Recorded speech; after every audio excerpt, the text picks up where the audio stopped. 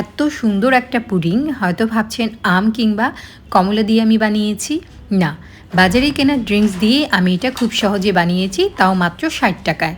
মাত্র 60 টাকায় আপনি এই পুডিংটা সহজেই বানাতে পারেন। সেজন্য আমি ম্যাঙ্গো জুস নিয়ে নিয়েছি।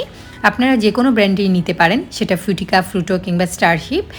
কেউ বিশ্বাসই করবে না আপনি এত কম খরচে এত আকর্ষণীয় একটা পুডিং ঝটপট আপনি ঝামেলাহীনভাবেই বানিয়ে নিতে পারেন।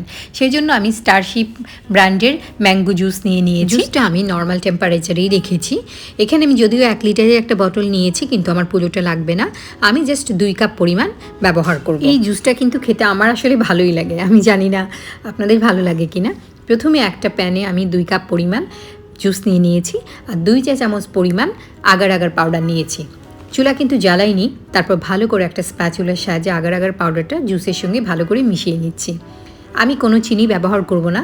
জুসে যথেষ্ট পরিমাণ চিনি থাকে, কিন্তু আপনারা যদি আরেকটু মিষ্টি করতে চান অল্প একটু চিনি ইউজ করতে পারেন।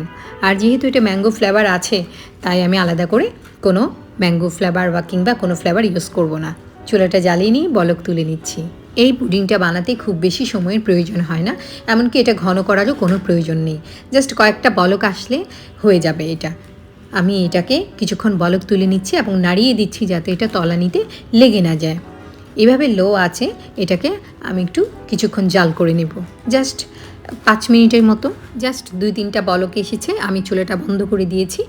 এবার আমি যে মোল্ডে সেট করব সেই মোল্ডে একটু পানি দিয়ে রাখবো। এটা শুকনো কাপড় দিয়ে মুছবো না, তারপর সরাসরি গরম গরম অবস্থায় এইটা ঢেলে দিব। আপনারা যে কোনো মোল্ডেই ব্যবহার করতে পারেন। তারপর এটা নর্মাল টেম্পারেচারে কিছুক্ষণ রেখে তারপর ডিপ ফ্রিজে রেখে এটা পরিবেশন করব। এটা চমৎকার জমে গেছে। হাত দিয়ে এভাবে টেনে টেনে এটাকে সাইডটা আলাদা করে নিচ্ছি, তারপর সহজেই ডিমোল্ড হয়ে যাবে। এত সুন্দর একটা পুডিং হয়েছে যে আমি নিজে আসলে মুগ্ধ হয়ে গেছি। আর আমি যখন এটা পরিবেশন করেছি কেউ বুঝতেই পারেনি এটা আমি কী দিয়ে বানিয়েছি। আমি 2টা পাতা মাঝখানে দিয়েছি, যেহেতু মাঝখানটা ফাঁকা ছিল। চাইলে আপনারা আপনাদের পছন্দ মতো কোনো কিছু দিয়ে সাজিয়ে নিতে পারেন। আসলে এটা এত সুন্দর যে ও নিজেই আসলে সুন্দর, ওকে আলাদা করে সাজানোর কোনো দরকার নেই। আশা করি ভিডিওটি ভালো লেগেছে। এরকম নিত্য নতুন ভিডিও পেতে গেলে আমার চ্যানেলের সাথে থাকতে পারেন। আর যদি ভিডিওটি ভালো লাগে তাহলে আমার চ্যানেলটাকে সাপোর্ট করবেন আশা করি। আমি পুডিংটা কেটে দেখাচ্ছি। এত চমৎকারভাবে কাটছে যে আমার মনে হচ্ছে শুধু কাটি, আমার কাটতেই ভালো লাগছে।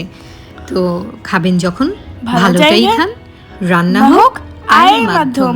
আল্লাহ হাফেজ।